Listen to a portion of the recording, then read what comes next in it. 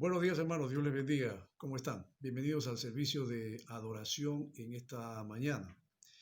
Bueno, continuando con el estudio que estamos haciendo de la epístola a los Gálatas, en esta oportunidad vamos a abordar el tema basado en Gálatas capítulo 2, versículo 11 al 21, el tema que lo he titulado Andar conforme a la integridad del Evangelio.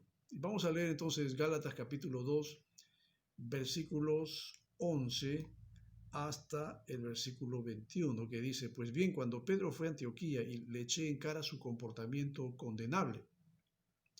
Antes que llegaran algunos de parte de Jacobo, Pedro solía comer con los gentiles, pero cuando aquellos llegaron, comenzó a retraerse y a separarse de los gentiles por temor a los partidarios de la circuncisión. Entonces los demás judíos se unieron a Pedro en su hipocresía y hasta el mismo Bernabé se dejó arrastrar por esa conducta hipócrita. Cuando vi que no actuaban rectamente como corresponde a la integridad del Evangelio, le dije a Pedro delante de todos: si tú que eres judío vives como si no lo fueras, ¿por qué obligas a los gentiles a practicar el judaísmo? Nosotros somos judíos de nacimiento y no pecadores paganos. Sin embargo, al reconocer que nadie es justificado por las obras que demanda la ley, sino por la fe en Jesucristo, también nosotros hemos puesto nuestra fe en Cristo Jesús para ser justificados por la fe en Él y no por las obras de la ley, porque por estas nadie será justificado. Ahora bien, cuando buscamos ser justificados por Cristo, se hace evidente que nosotros mismos somos pecadores. Quiere decir, eh, ¿quiere esto decir que Cristo está al servicio del pecado? De ninguna manera. Si uno vuelve a edificar lo que antes había destruido, se hace transgresor. Yo, por mi parte, mediante la ley he muerto a la ley a fin de vivir para Dios. He sido crucificado con Cristo y ya no vivo yo, sino que Cristo vive en mí.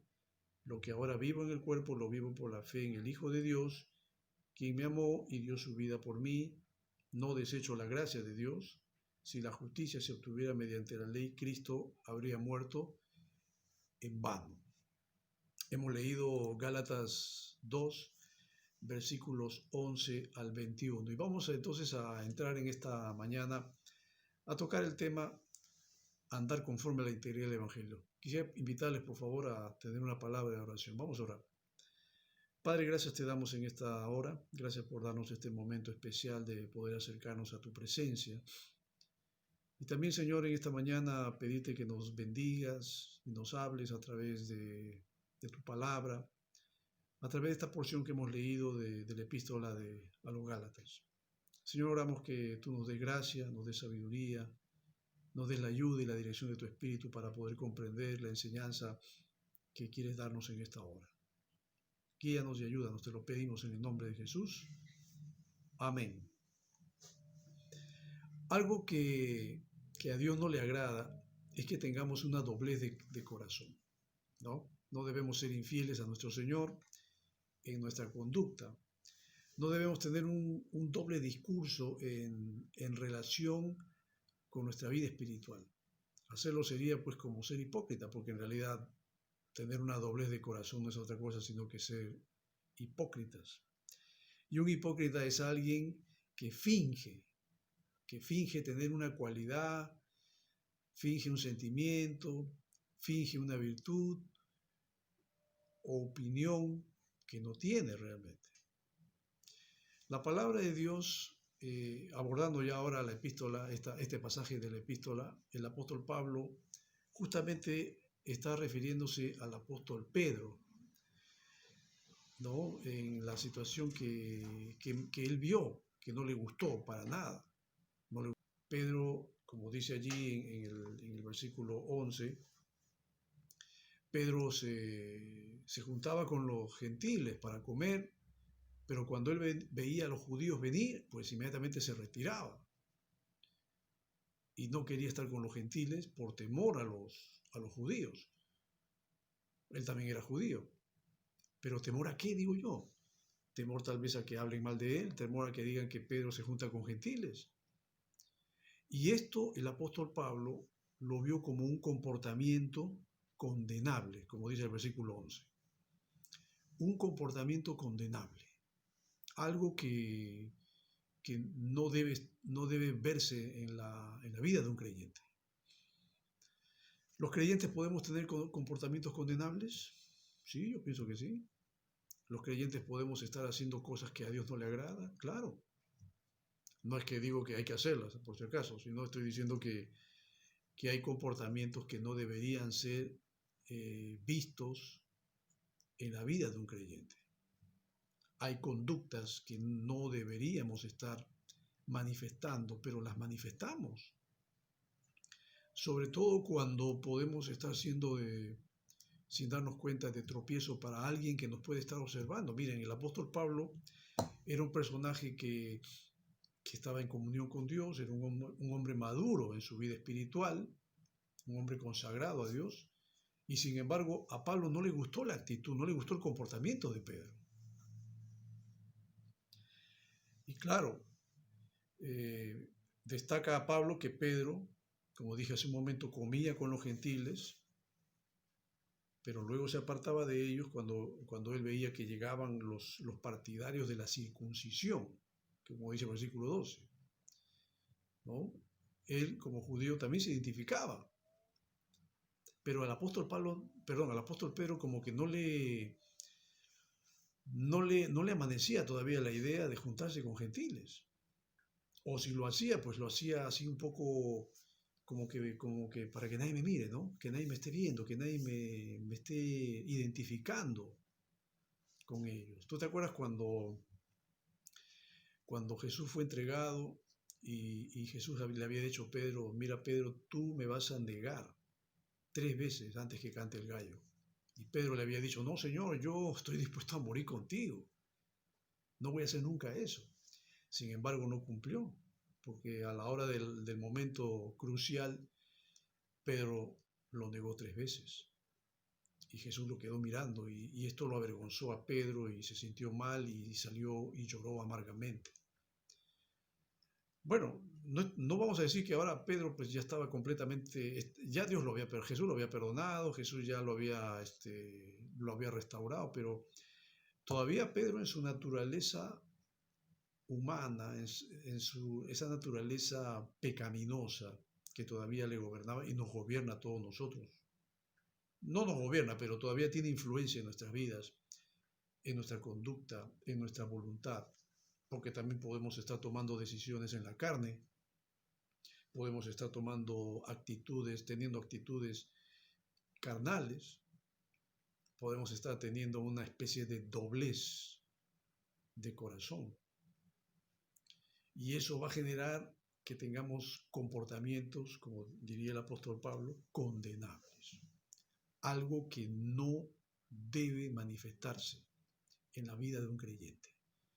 No le gustó a Pablo esto. Pablo siendo, como dije, un hombre consagrado, imagínate si Pablo vio esto y no le agradó, imagínate una persona que todavía no es madura en su vida espiritual, una persona que está creciendo y desarrollándose y ve comportamientos condenables en otros. ¿Qué podría pensar? Esa persona, teniendo una débil conciencia, podría alejarse de Dios por nuestra mala actitud, por nuestro comportamiento condenable. Yo lo aplico en el caso de Pablo por lo que dice aquí la epístola, de Pedro por lo que dice la epístola, pero imagínate que hay muchos comportamientos extraños en los creyentes que pueden estar siendo tropiezo para otros. No hay nada de malo en comer. Pedro comía con los gentiles, pero no había nada malo en eso, pero el hecho era de que Pedro, creo yo, debería haber tenido una actitud diferente frente a los judíos que venían. Y él les hubiera dicho, miren, yo sí, es verdad, como con los gentiles y no tengo ningún problema de comer con ellos. ¿Por qué? Porque también Dios los ama a ellos, porque también Cristo murió por ellos y porque también creo que a ellos hay que compartirles el Evangelio. Eso es lo que Pedro debe haber dicho. Y no que inmediatamente que le estaba comiendo veía que los judíos y inmediatamente se retiraba y se paraba a un costado o se iba afuera para juntarse con los de la circuncisión, como dice aquí. Claro, para que no hablen mal de él. Pero no está bien. No está bien lo que había hecho Pedro. Y no solamente eso, sino que miren ustedes, Pedro siendo una autoridad, siendo el hombre al cual el Señor bueno, el Señor lo usó en el primer sermón que Pedro dio después de Pentecostés, y por supuesto que mucha gente debe haber quedado admirada por el poder que se manifestó a través de Pedro, cuando 3.000 almas se convirtieron a Cristo. Y claro que esto que hizo que toda la gente pues glorificara a Dios. Y no solamente eso, sino que Dios lo usó a Pedro para luego hacer sanidades. Recuerda la sanidad de aquel hombre que estaba lisiado de los pies, al cual le dijo, no tenemos plata ni oro, pero en el nombre de Cristo levántate y anda. Y el hombre se levantó y la gente empezó a mirar a Pedro. Y decían, ¿qué poder es este que se está manifestando a través de estos hombres?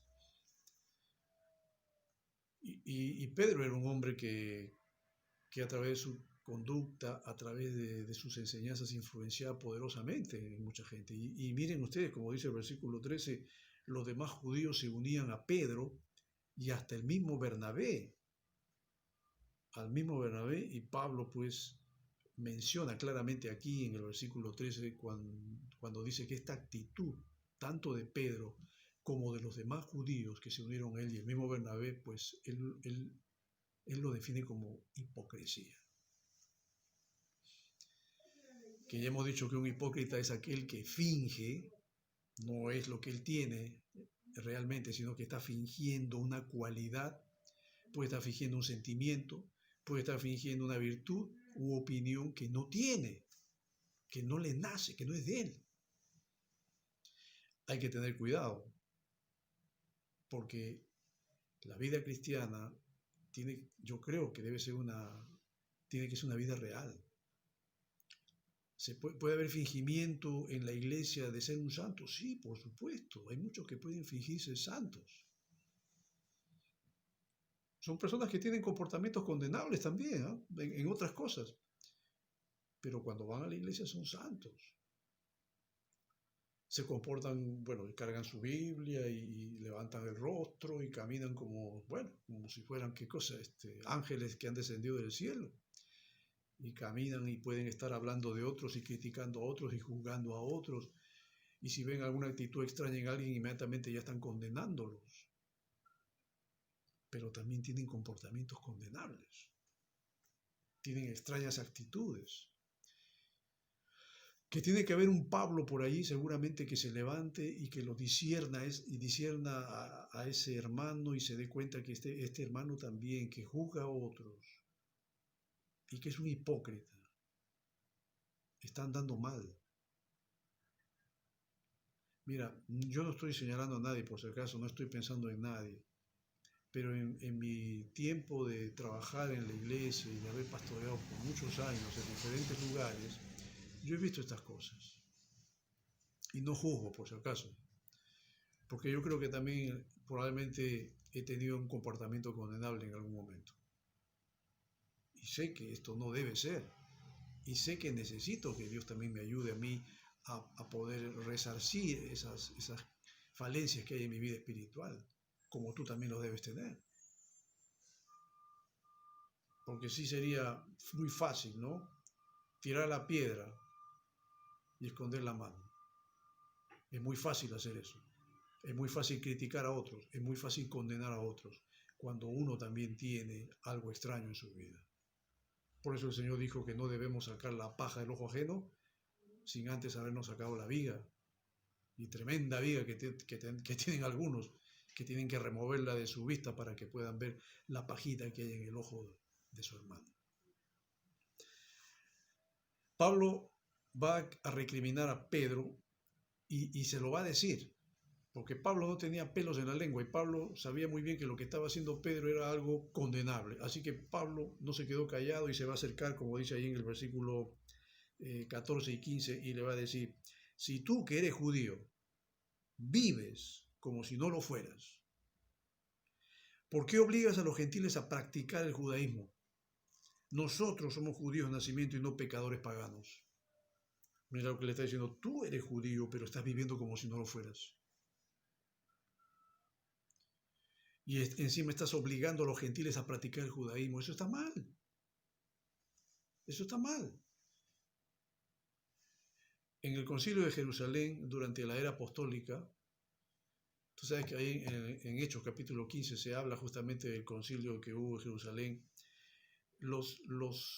Cuando se reunieron los apóstoles para poder discutir temas con relación a los gentiles, porque justamente los judaizantes estaban yendo a inquietar a los gentiles y les decían, ustedes tienen que circuncidarse también. Si quieren entrar al reino de Dios, tienen que circuncidarse. Y estaban añadiendo algo que Jesús no había enseñado. Y justamente la práctica del cristianismo para los gentiles no incluía la circuncisión masculina, religiosa, como requisito para ser salvo. Esto justamente se conoce como el decreto apostólico y puede ser uno de los primeros actos de diferenciación temprana entre el cristianismo y el judaísmo. Porque los judíos practicaban la circuncisión, pero los cristianos judaizantes querían que los gentiles también hagan lo mismo. Eso era algo que Pablo no lo admitía. Y también en el concilio de Jerusalén no se permitió.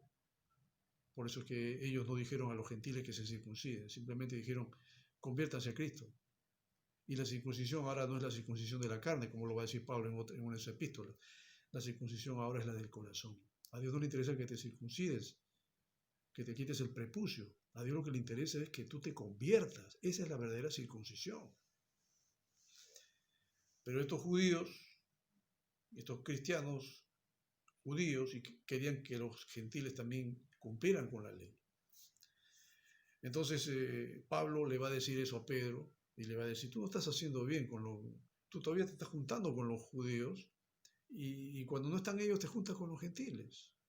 Pero cuando vienen los judíos te apartas de los gentiles y te vuelves a ellos, como si ser gentil fuera malo. Bueno, recuerda que Pablo fue el apóstol de los gentiles y Pablo justamente tenía todo el interés de llegar a los gentiles. No los obligó a judaizar. Él simplemente les presentó el Evangelio. Conviértanse a Cristo y sigan las enseñanzas de Cristo y practiquen la doctrina de Cristo. Olvídense de lo demás. Olvídense de la fiesta religiosa, olvídense de la circuncisión, olvídense de todos los rituales que los judíos hacían antiguamente, olvídense de los sacrificios animales, olvídense de todas esas cosas, porque ya en el nuevo pacto, en la nueva dispensación, ya no vale ningún sacrificio de animal. Bueno, actualmente tenemos un grupo, lamentablemente una secta aquí en el país, que practica todavía los sacrificios de animales, cuando eso ya no tiene ninguna validez delante de Dios. Porque el único sacrificio válido es el sacrificio de Cristo Jesús. Y Pablo va a enfatizar algo que es muy importante que nosotros también lo entendamos. En el versículo 16, el apóstol Pablo va a estar hablando de la justificación por la fe y no por obras. Justificar, bueno, es un término jurídico que significa absolver. Absolver no es otra cosa sino que declarar justa a una persona y proporcionar a esta persona una sentencia favorable en un juicio. Eso es justificar. Y este término obviamente que también lo vamos a encontrar en la Biblia. Vamos a encontrar que hay una extensión de este término en un sentido teológico, que no es otra cosa sino que el acto de Dios de quitar la culpa y la pena del pecado al mismo tiempo que hace justo a un pecador por medio del sacrificio expiatorio de Cristo. Es decir, en el cristianismo, el que quiere ser justo tiene que creer en Jesucristo. No hay otra manera de justificarnos delante de Dios. Por eso decimos que el cristianismo es exclusivo. Si una persona quiere ser justa delante de Dios, tiene que aceptar, creer en Jesucristo y en su sacrificio expiatorio. No hay otra forma. Es por eso que yo personalmente discrepo de otras religiones que nos quieren mostrar otras formas de llegar a Dios, pero que no pasan por Cristo. El movimiento ecuménico, que tú sabes que es la unión de todas las religiones en una sola, es lo que está promoviendo el Vaticano y otras entidades más, quieren unir a varias religiones, pero respetando las creencias de todos ellos, respetando sus doctrinas, que van a veces en abierta oposición a lo que dice Dios en su palabra. Y es como decir que el sacrificio en Cristo sí es válido, pero también hay otras formas de poder llegar a Dios. Y la Biblia no dice que hay otras formas de poder llegar a Dios. La Biblia dice claramente, y Jesús mismo lo dijo, que Jesús dijo, yo soy el camino, la verdad y la vida. Nadie viene al Padre sino por mí. No hay otro camino. La persona que busca, como dice el versículo 17, Pablo lo dice ahí, el que busca la justificación, es porque primero evidencia que es un pecador. La persona que está en pecado, antes de ser justificada, tiene que reconocer que es pecador. Tiene que reconocer. Y la forma de salvarse es creyendo en Cristo. Es muy diferente al juicio aquí en la tierra, en los juicios, ¿no? Porque si una persona reconoce que cometió un delito, bueno, de todas maneras lo van a sancionar, le van a aplicar una pena, pero tal vez sea una pena menor porque está confesando su delito, pero igual le aplican la pena. En el caso de nuestra relación con Dios, en el caso de la justificación de nosotros, de cada uno de nosotros frente a Dios, tenemos que reconocer que somos pecadores. Pero no debes quedarte ahí. Tienes que acercarte a Cristo en una actitud de fe, creer en Jesucristo para ser salvo, para que el Señor te justifique, para que el Señor te perdone, para que el Señor te libre de la ira venidera, para que el Señor te libre de la condenación eterna. Porque los que son justificados por la fe, esos se salvan. Y el que no es justificado, bueno, tiene todavía el peligro de ser condenado. Pablo dice claramente en el versículo 18 que si nosotros hemos muerto con Cristo, hemos renunciado al mundo, hemos muerto ya a esa vida de pecado que teníamos antes, hay que tener mucho cuidado. Versículo 18. ¿Tener cuidado de qué? Tener cuidado de volver a edificar lo que ha sido destruido. Al momento que tú has sido justificado en Cristo Jesús, significa que tu vida pasada ya no tienes que repetirla. Ten cuidado, no vuelvas a construir lo que ha sido destruido. Si tú has tenido una vida de pecado, una vida que a Dios no le agrada, pues entonces esa vida ya no tienes que volver a construirla sobre ti. Eso quedó enterrado. Eso significa ser justificado. El Señor, lo que en otras palabras te está diciendo, tú vas a ser justificado, vas a ser declarado justo, pero esa vida pasada que has tenido no la vuelvas a repetir. Que no se asome nunca más en ti. Y si se te ocurre volver a la vida pasada que has tenido, estando ya ahora en Cristo, pues piénsalo bien. Porque de esa manera, si tú vuelves a tu vida anterior, habiendo sido justificado, tú te estás burlando de Dios y estás pisoteando la sangre de Cristo. Y Pablo le estaba haciendo ver a Pedro justamente un defecto, como él mismo se lo señala. Pedro, tú eres un apóstol, pero eres un hipócrita. Y tienes un problema, tu hipocresía. Y por tu hipocresía estás arrastrando a otros. El mismo Bernabé te está siguiendo. Y Pablo conocía a Bernabé porque fueron compañeros de misiones. Tú estás haciendo daño a otros. Ten cuidado, le dice. Este es un rezago de tu vieja naturaleza, que tienes que eliminarla de tu vida. Dios te ha perdonado, eres hijo de Dios, pero esa hipocresía te está dando a ti una mala imagen ante otros, por lo menos ante mí. Por eso que te lo estoy diciendo en tu cara. Mira, necesitamos hermanos así que nos hablen y nos digan las cosas con crudeza, pero que nos lo digan, porque de repente nosotros no lo estamos viendo. Nosotros somos tan ciegos, espiritualmente hablando, a veces, en que no vemos nuestras actitudes extrañas, nuestras actitudes negativas, pero otros sí las están viendo. Y necesitamos ese tipo de personas que nos hagan ver. Y si nos tienen que hablar con dureza, pues que nos hablen, pues es por nuestro bien. Pablo le está diciendo a Pedro, Pedro, ten cuidado, no estés construyendo en tu vida lo que Dios ya destruyó. Y por supuesto que Pablo le va a decir que, el versículo 19, que Cristo hizo que mediante la ley muramos a la ley y que ahora estamos viviendo para Dios. Es interesante la figura que emplea aquí, la expresión que dice en el versículo 19, que la versión NBI, bueno, tal, se lee de esta manera, pero me gusta mucho cuando dice, mediante la ley, Cristo hizo que mediante la ley muramos a la ley. ¿Cómo entendemos eso? O sea, Cristo usó la ley para que después muramos a la ley. Sí, ¿sabes por qué? Porque Cristo Jesús cumplió la ley. Lo que hizo Cristo es cumplir la ley perfectamente como ningún ser humano lo hizo.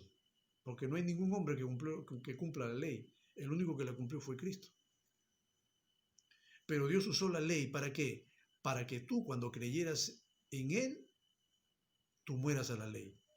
¿Mueras a la ley en qué sentido? Mueras a la condenación de la ley sobre tu vida. Porque la Biblia dice, la paga del pecado es muerte. No hay ningún ser humano que cumpla la ley y la ley condena a toditos. Toditos. Todos estamos bajo maldición. La ley nos condena a todos. Pero ¿qué hizo Cristo? Usó la ley, porque la cumplió, para que tú y yo muramos a la ley.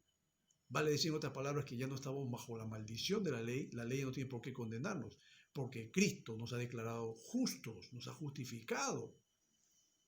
Él murió en nuestro lugar, en la cruz. En el versículo 20 dice claramente, hemos sido crucificados con Cristo. Tú has sido crucificado con Cristo. En la cruz estabas tú. Obviamente que Cristo te reemplazó a ti, me reemplazó a mí, porque yo debería estar en la cruz, tú deberías estar en la cruz. Pero Él murió por tus pecados, Él nos reemplazó a nosotros, ¿no? Hemos sido crucificados con Cristo. En el momento que yo creí con Cristo, es como que a mí me crucificaron también, por Él, pero por Él soy salvo. Estoy crucificado en la cruz, pero por Cristo soy salvo.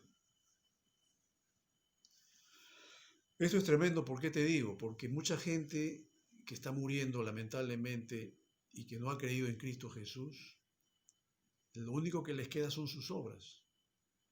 La única manera de justificarse delante de Dios son sus obras, si es que hicieron algo bueno. Pero claramente la Biblia dice que nadie se salva por obras. En otras palabras, aquel que murió sin Cristo ya no tiene salvación. Ya no tiene salvación. Hasta donde yo sé y conozco de la Biblia y toda la Biblia, que me la he leído varias veces, no hay ningún pasaje de la Biblia que diga que alguien se va a entrar al cielo por méritos personales. En la antigua dispensación habían quienes que obedecían la ley, pero no eran perfectos. No eran perfectos. Pero hubo personajes que, aun cuando no eran perfectos, creían en Dios. En el Antiguo Testamento había misericordia, yo creo que sí.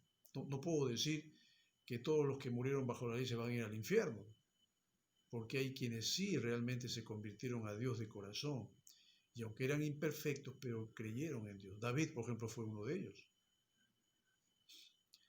David era un hombre que amó a Dios, David era un hombre que se entregó a Dios.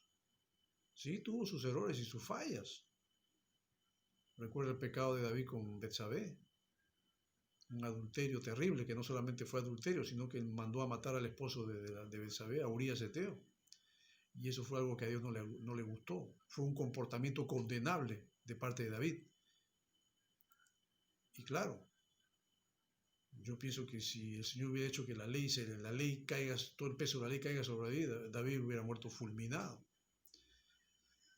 Pero como David fue un hombre que se humilló y se postró y pidió la misericordia de Dios, Dios lo perdonó. Hubo muchos hombres así.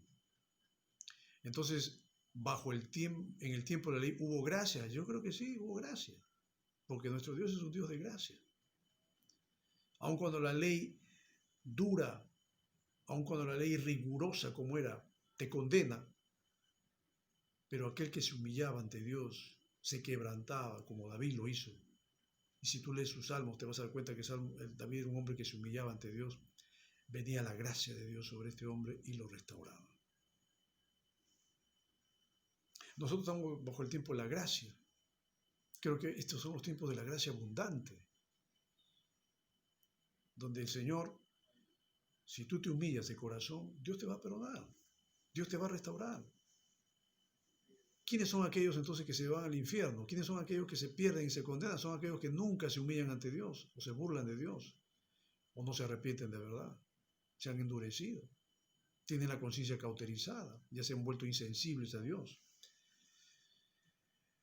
Y el apóstol Pablo va a decir justo en el versículo 20 también, porque él experimentó realmente la conversión, porque él se entregó a Cristo, porque él fue un fariseo que perseguía y con odio, con venganza a los cristianos, consintió en la muerte de Esteban, arrastró muchos cristianos a la cárcel, él disfrutaba, se deleitaba, maltratando, castigando, violentando a los cristianos. Pues cuando él se encontró con Cristo en el camino de Damasco, él se dio cuenta que estaba equivocado y que estaba persiguiendo al que era el Salvador del mundo, estaba persiguiendo a la persona equivocada. Y Pablo, cuando se convirtió a Cristo, llegó a decir esto: ya no vivo yo, Cristo vive en mí. Cristo vive en tu corazón. No digas, no, sí, yo le entregué mi vida a Cristo ya hace mucho tiempo y Él está ahora en mi corazón. Bueno, está bien, te felicito, pero la pregunta es, ¿Cristo vive en ti? ¿No? Cristo vive en mí, no es simplemente decir me entregué a Cristo. Cristo vive en mí cuando yo estoy dispuesto a hacer la voluntad de Dios. Es decir, yo ya no debo ejercer mi voluntad, sino debo ejercer la voluntad del Señor. Porque muchos dicen, sí, Cristo está en mi corazón, yo me entregué, me quebranté, pero no están haciendo la voluntad de Dios, están pecando, siguen haciendo cosas malas, tienen comportamientos condenables, son hipócritas, corruptos, son adúlteros, fornicarios, mentirosos, son irresponsables.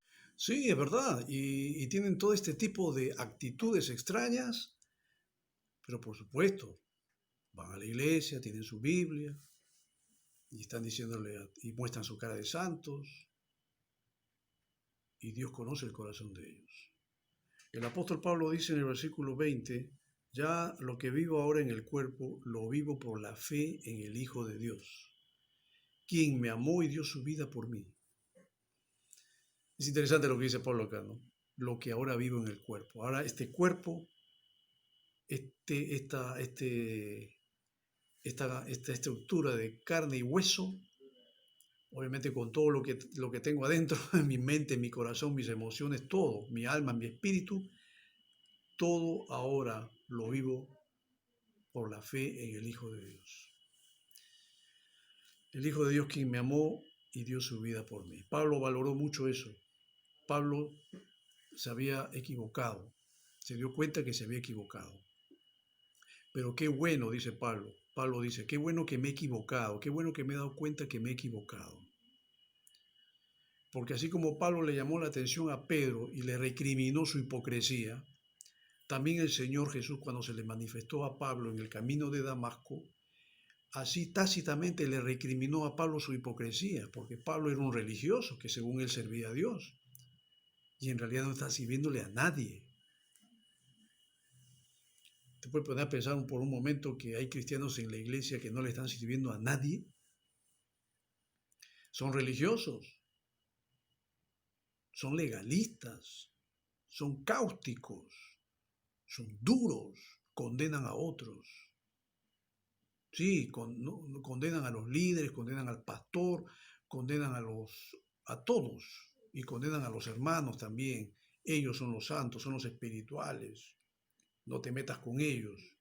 Ellos son más espirituales que tú. Ellos están caminando en las nubes. ¿Y tú quién eres delante de ellos? Tú no eres nada.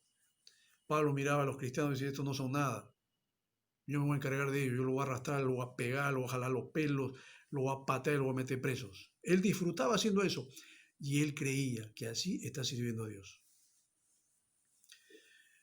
A veces pienso que hay hermanos en la iglesia que tienen ese ministerio de condenar a otros, de chismear, ¿no? De meterse en la vida de otras personas, hurgar y ver sus defectos para luego estar hablando negativamente de ellos, porque piensan que Dios los ha llamado para eso, para meterse en la vida de otros.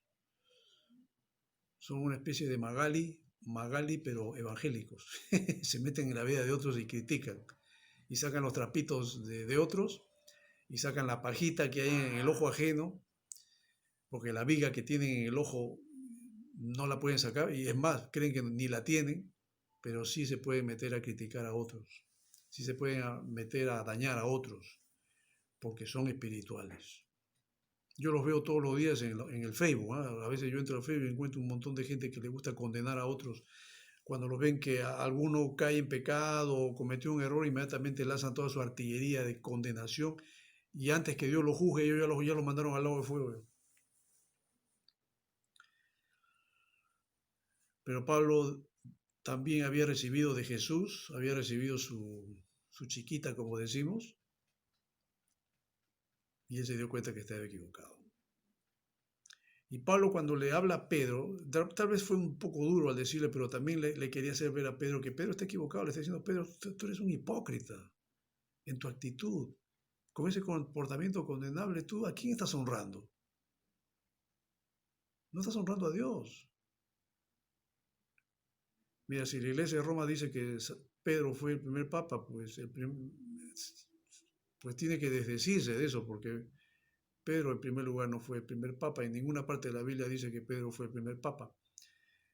Pedro fue un hombre equivocado. Eso de la infalibilidad del papa no existe, porque Pedro cometió este error. ¿Dónde está la infalibilidad de Pedro? Pedro fue un hombre común y corriente como tú y yo. Cometió sus errores, sus fallas, y lo admitió, y hasta Pablo se lo dijo. Mira, tú quieres ser el primer papa, le está diciendo: mira, eres un hipócrita. Arregla tu vida, arrepiéntete, porque tú estás arrastrando a muchos con tu hipocresía, y a pobre Bernabé también lo ha jalado. ¿De qué te ufanas? ¿De qué te jactas? Tú has sido el hombre a quien el Señor le dio las llaves del reino para predicar y para que muchos se conviertan, pero mira la hipocresía que tienes.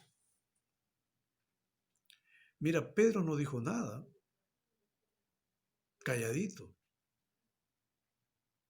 Yo no veo a un Pedro aquí colérico como lo era, ¿no? Un hijo del trueno, un hombre que se hubiera levantado contra Pablo y le hubiera dicho algo. No, Pedro se quedó callado porque probablemente sí se dio cuenta que es verdad lo que le está diciendo Pablo. Pablo, y con esto termino, dice que debemos andar por fe en una total dependencia de Dios. El Espíritu Santo tiene que corregir tu vida, mi vida. El Espíritu Santo tiene que hacer mis errores. La palabra de Dios la vas a escuchar aquí, la vas a escuchar en otro lado, Dios la va a usar para hablarte a ti, para hablarme a mí, para hacerme ver mis fallas y errores. Y yo tengo que tener la humildad y la sencillez de cambiar. Y cambiar mi vida para Dios. No para honrar al hombre, no para agradar al pastor, sino para agradar a Dios. Y por eso Pablo termina diciendo en el versículo 21, no desechemos la gracia. Estamos bajo la gracia, estamos viviendo un tiempo espléndido, maravilloso. La gracia de Dios en mi vida. No estamos viviendo en los tiempos de la ley, donde antiguamente la ley, por el pecado que se cometía, te mataban, te condenaba, te caía el juicio de Dios, te destruía. Bajo la gracia no. Dios te perdona. No significa que tienes que seguir pecando para que Dios te siga perdonando. No interpretes las cosas así tampoco. Muchos dicen: bueno, si Dios me perdona, yo sigo pecando, hago lo malo y ya me arrepentiré después. No, ten cuidado. Estás jugando con Dios, estás tentando a Dios. Eso es tentar a Dios, y recuerda que los que tientan a Dios no salen bien parados. Dios te habla para que tú te arrepientas y te reconcilies con Él y cambies tu vida. Yo creo, y con esto termino rápidamente, que de este pasaje que hemos leído y que hemos meditado sacamos enseñanzas. Y te las digo rápidamente. La enseñanza primera es que debemos evitar un comportamiento condenable y que nuestra vida sea transparente ante Dios y los hombres. Segundo, no debemos ser hipócritas. Tercero, evitar enseñar otras conductas que nosotros mismos no practicamos. Cuarto, no debemos volver a edificar lo que Dios destruyó en nosotros. No debemos hacer que el viejo hombre resucite. Quinto, ya no debo ejercer mi voluntad sino la de Dios. Recuerda, ya no vivo yo, mas Cristo vive en mí. Y finalmente, debemos evitar desechar la gracia, porque de ese modo haríamos vana la muerte de Cristo. ¿Tú quieres hacer vana la muerte de Cristo en tu vida? Creo que no, ni yo tampoco. Espero que Dios nos ayude, que Dios nos guíe. Yo sé que Dios nos va a ayudar si somos sinceros. Pero si somos hipócritas, no esperes nada de Dios. Que Dios tenga misericordia de ti, de mí, de la iglesia en la cual estamos congregando, y que Dios levante una generación de hombres y mujeres santos, piadosos, y que vayan de acuerdo con su voluntad. Que Dios te bendiga.